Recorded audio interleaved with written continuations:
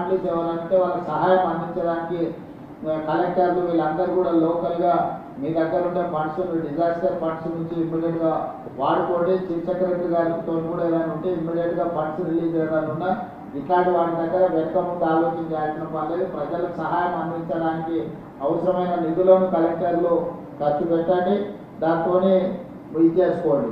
అదేవిధంగా ఎనర్జీ డిపార్ట్మెంట్కు ఈ తరగాలు కానీ వర్షాలు వచ్చినప్పుడు కరెంటు డిస్కనెక్ట్ అయ్యి పోలు పట్టుకోవడం, ట్రాన్స్ఫార్మర్లు కాలిపోవడం జరుగుతుంది.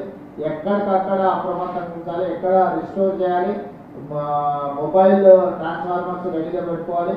ఎక్కడికక్కడ పవర్ ఏదైనా అవసరమైతే ఇచ్చేయండి. పవర్ రిస్టోర్ చేయలేకపోతే అవసరమైతే జనరేటర్స్తోనైనా కూడా మీరు వాళ్ళని అప్రమత్తం చేసి చేసుకోవాల్సిన అవసరం ఉంటుంది. ఎక్కడైనా విద్యుత్ కానీ లేకపోతే తాగునీటి కానీ డ్రైనేజ్ వ్యవస్థ కానీ వీటన్నిటిని మీరు అప్రమత్తం చేసుకోవాలి, నిరంతరం పర్యవేక్షిస్తుండాలి. ఒక డిపార్ట్మెంట్ నాకు తెలుసు, ఒక డిపార్ట్మెంట్ తెలియదని కానీ ఫైర్ డిపార్ట్మెంట్ కానీ నేషనల్ డిజాస్టర్ డిపార్ట్మెంట్ కానీ లేకపోతే స్టేట్ డిజాస్టర్, ఇప్పుడు మనం సొంతంగా స్టేట్ డిజాస్టర్ మేనేజ్మెంట్ కూడా మొత్తం అంతా ట్రైనింగ్ ఇచ్చి ఆల్మోస్ట్ 1000 కోర్సు మనం ట్రైనింగ్ ఇస్తున్నాం. దాదాపుగా 2000 మంది అందుబాటులో ఉండు. ఏ ఏరియాలలో ఏ జిల్లాలలో అత్యధికంగా వర్షం పడే అవకాశం ఉందో ఆ ఏరియాలను పూర్తిగా మీరు ముందే గుర్తించి వీళ్ళని అక్కడికి తరలించండి. ఒకవేళ ఎక్కడైనా అత్యవసర పరిస్థితులు ఏదంటే ఎయిర్ లిఫ్ట్ చేయడానికి అవసరమైన హెలికాప్టర్లు కానీ వీటిని కానీ ఆర్మీ నుంచి కానీ ఏదైనా చేసుకునేది ఉంటే కూడా మీరు ముందే కోఆర్డినేషన్ చేసి పెట్టుకోవాలి. డిజాస్టర్ నుంచి అరవింద్ కుమార్ గారు, అదేవిధంగా చీఫ్ సెక్రటరీ గారు గవర్నమెంట్ ఆఫ్ ఇండియాతో కూడా ప్రాపర్గా పెట్టుకోవాలి. లాస్ట్ టైం మనకు ఊహించని విధంగా ఖమ్మం జిల్లాలో 2 గంటలలో 42 సెంటీమీటర్ల వర్షం పడ్డది. దాదాపుగా దాంతో పూర్తిగా అతలాకుతలం అయిపోయింది ఖమ్మం. దాంట్లో కొత్త కలెక్టర్లు వీళ్ళందరూ కూడా పూర్తి స్థాయిలో అక్కడ సహాయాన్ని అందించకపోవడం వల్ల కొంత నష్టం జరిగింది. ఈసారి అట్లాంటి తప్పిదాలు జరగడానికి వీల్లేదు. అందరు కలెక్టర్లను అలర్ట్ చేస్తున్నా. చీఫ్ సెక్రటరీ గారు కూడా నేను ఆదేశాలు ఇస్తున్నా. ఎక్కడెక్కడైతే ఈ జిల్లాలో అత్యధికంగా వర్షం పడతాయని ఇప్పుడు వాతావరణ శాఖ ఇచ్చిందో మీరు స్పెషల్ ఆఫీసర్ని డెప్యూట్ చేయాలి, సీనియర్ ఐఏఎస్లను. అంతకుముందు అక్కడ కలెక్టర్లుగా పనిచేసిన వాళ్ళను లేకపోతే ఆ ప్రాంతం పట్ల పూర్తి స్థాయిలో అవగాహన ఉన్న వాళ్ళను కొంత పర్యవేక్షణ కోసం అధికారులను నియమించడంతో కూడా ఏమైందంటే ఆ కలెక్టర్కి హెల్పింగ్ హ్యాండ్ లాగా ఉంటుంది, కింద సిస్టమ్ కూడా రన్ చేయడానికి ఉంటుంది. కాబట్టి రాబోయే 72 గంటలు ఈ విధంగా తీసుకోండి. అదేవిధంగా అన్ని శాఖలకు సంబంధించిన ఉద్యోగుల సెలవులను అన్నిటిని కూడా రద్దు చేయండి. అందరూ డ్యూటీలో చేరాల్సిందే. అదేవిధంగా మీరు హెల్ప్ లైన్ ఒక ఇది చేయండి. హైదరాబాద్ నుంచి గ్రేటర్ హైదరాబాద్ ఈ ప్రాంతానికి హైదరాబాద్ కానీ రూరల్ కానీ ఒక మీరు హెల్ప్ లైన్ అత్యవసరంగా హెల్ప్ లైన్ కూడా ఒకటి అనౌన్స్ చేసి ప్రజలకు అందుబాటులో పెట్టండి. ఎమర్జెన్సీ కాల్స్ ఏమైనా ఉంటే తీసుకోవడానికి అవసరమైన చర్యలు తీసుకోవడానికి ఇది చేసుకోవాలి.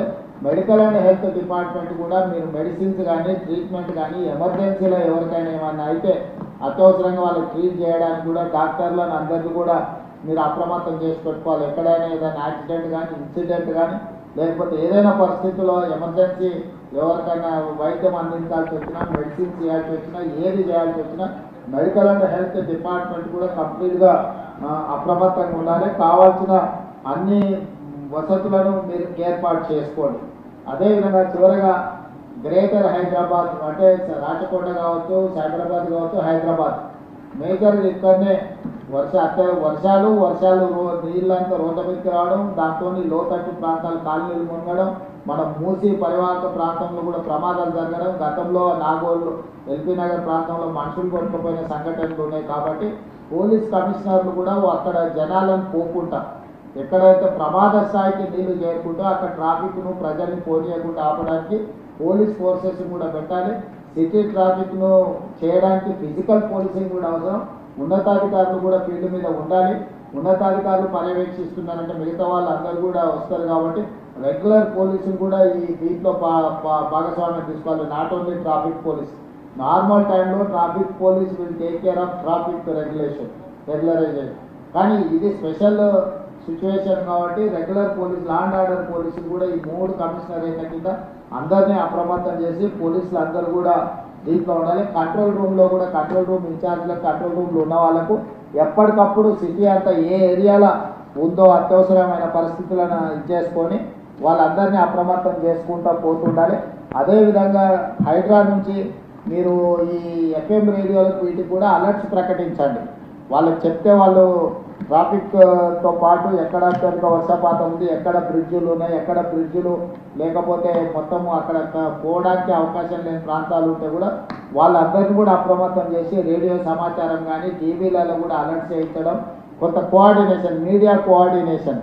అదేవిధంగా ప్రజల్ని భయపెట్టే వార్తలు కూడా ఎవరైనా ఇస్తే ఐఎన్టీఆర్ కమిషనర్ గారు కూడా నేను సూచన చేస్తున్నా, మీరు ఒక టీంను పెట్టుకొని ఎవరైనా ఒక భయానక వాతావరణం సృష్టించడానికి తప్పుడు వార్తలు ఎవరైనా ప్రసారం చేస్తే ఇమ్మీడియట్గా ఆ ఛానల్స్ని కానీ వాళ్ళని కానీ మీరు ఇమ్మీడియట్గా అప్రమత్తం చేసి వాళ్ళకి సమాచారం అందించండి.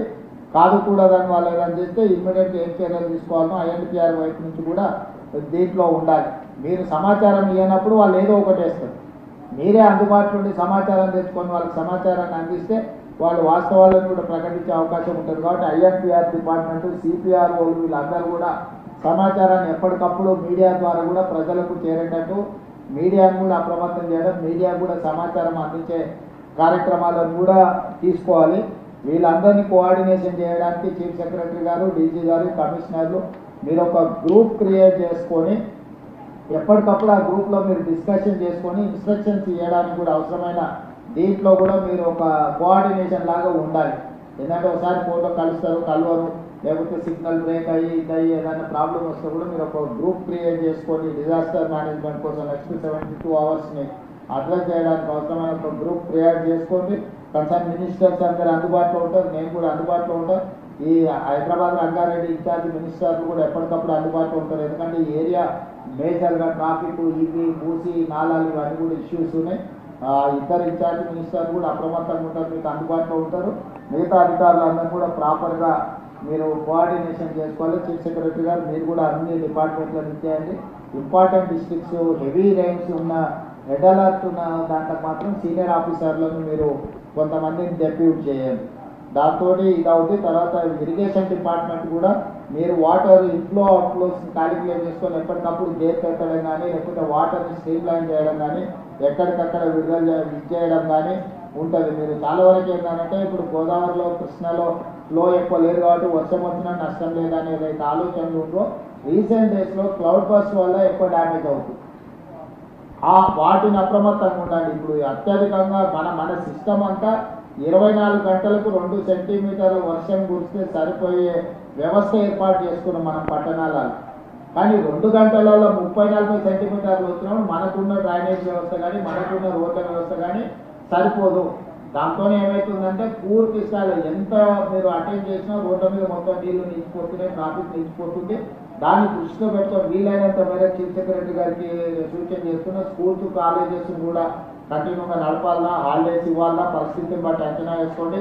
అదేవిధంగా ఐటీ ప్రొఫెషనల్స్ కూడా వర్క్ ఫ్రమ్ హోమ్ చేయడానికి అవకాశం ఉంటే వాళ్ళని కూడా అప్రమత్తం చేయండి. వీలైనంత మేరకు ప్రజల్ని రోడ్ల మీదకి రాకుండా జాగ్రత్తగా సేఫెస్ట్ ప్లేస్లో ఉండేటట్టు డిపార్ట్మెంట్ పరంగా అప్రమత్తం చేయండి. మీరు కూడా డిఫరెంట్ డిపార్ట్మెంట్స్, నేను special chief secretary IT and వాళ్ళకు కూడా సంజయ్ కూడా నేను ఇన్స్ట్రక్షన్ ఇస్తున్నా.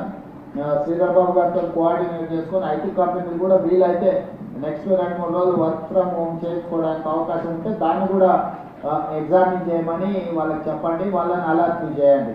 సైబరాబాద్ కమిషనర్ కూడా ఆ ఏరియాలో ఐటీ కంపెనీలు టచ్లు ఉంటాయి కాబట్టి వీలైతే సైబరాబాద్ కమిషనర్ గారు కూడా వాళ్ళతో కోఆర్డినేషన్ చేసుకొని వీలైనంత మేరకు వర్క్ ఫ్రమ్ హోమ్ అయ్యేటట్టు చూడండి. దాంతో ఏంటంటే రోడ్ల మీదకి కొంత ట్రాఫిక్ తక్కువ ఉంటే హ్యాండిల్ చేయడం ఈజీ అవుతుంది. స్కూల్స్ అండ్ కాలేజెస్ కూడా పరిస్థితి బాగాలేకపోతే అవసరమైతే సెలవులు ప్రకటించైనా 2 రోజులు వాటిని స్ట్రీమ్ లైన్ చేసుకోవడానికి అవసరమైన వాటిని కూడా మీరు చర్యలు తీసుకొని ఇచ్చేయండి.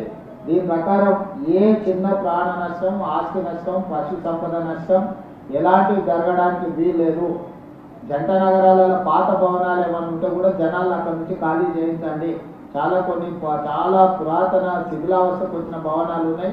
ఈ అత్యధిక వర్షపాతం ఉన్నప్పుడు కూలిపోయి దాని కింద ప్రజలు చనిపోయే అవకాశం ఉంటుంది. కాబట్టి అట్లాంటివి ఏమైనా ఉంటే మీ జోనల్ కమిషనర్స్ని, డెప్యూటీ కమిషనర్స్ని కూడా అప్రమత్తం చేసి ఆ ప్రాంతంలో ఎవరిని లేకుండా ఖాళీ చేయించండి. విద్యుత్ శాఖ కూడా ఇంపార్టెంట్. చాలా వరకు హైదరాబాద్లో వర్షాలు రాగానే చెత్త కూలిపోయి కరెంటు పోల్ల మీద పడి అవి కూలిపోయి కరెంటు పోయే అవకాశం ఉంది. కాబట్టి వెంబడే ఆ కరెంటును పునరుద్ధరించడానికి అవసరమైన చర్యలు కూడా తీసుకోవాలి. అవసరం అనుకుంటే జనరేటర్స్ కానీ లేకపోతే మోబుల్ వెహికల్ మీద ట్రాన్స్ఫార్మర్స్ పెట్టి మూవ్ చేసి రిస్టోర్ చేయడానికి అవసరమైన ప్రణాళికలు కూడా అన్నీ సిద్ధం చేసుకొని రాబోయే 72 గంటలు అందరూ అప్రమత్తంగా ఉండాల్సిందిగా ఆదేశిస్తూ ఈ సమావేశంలో పాల్గొన్న మంత్రులకు ఉన్నతాధికారులందరికీ కూడా నేను ఈ సూచన ద్వారా ఈ సమావేశాన్ని ముగిస్తున్నాను.